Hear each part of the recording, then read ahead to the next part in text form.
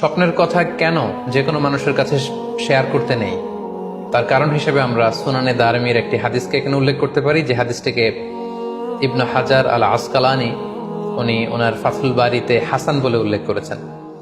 আল্লাহ রাসূল সাল্লাল্লাহু আলাইহি ওয়াসাল্লামের কাছে মদিনাতে প্রায় একজন নারী এসে স্বপ্নের ব্যাখ্যা জানতে চাইতেন।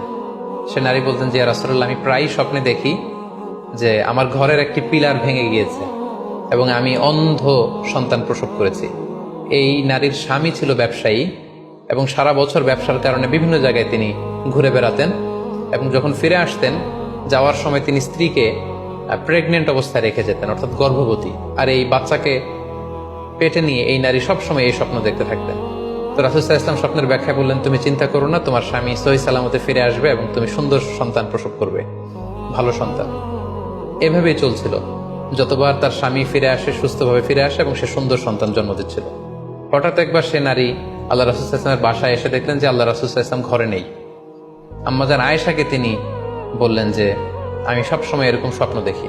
তখন আম্মাজান আয়েশা বললেন, তাহলে এই স্বপ্নের ব্যাখ্যা জানার জন্য তুমি রাসূল সাল্লাল্লাহু আলাইহি ওয়াসাল্লামের কাছে আসো, তুমি কি স্বপ্ন দেখো?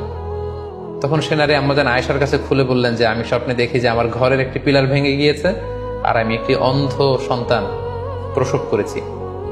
একথা শুনে আম্মাজান আয়েশা রাদিয়াল্লাহু তাআলা আনহা অবাক হয়ে গেলেন। তিনি বললেন, তাই নাকি?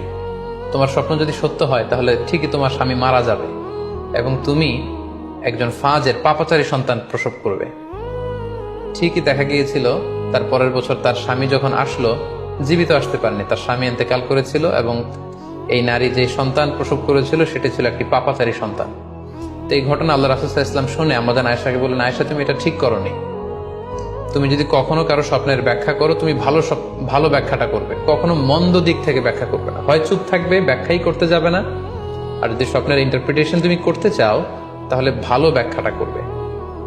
সম্মানিত, শুধু এজন্য যে কারো কাছে আমরা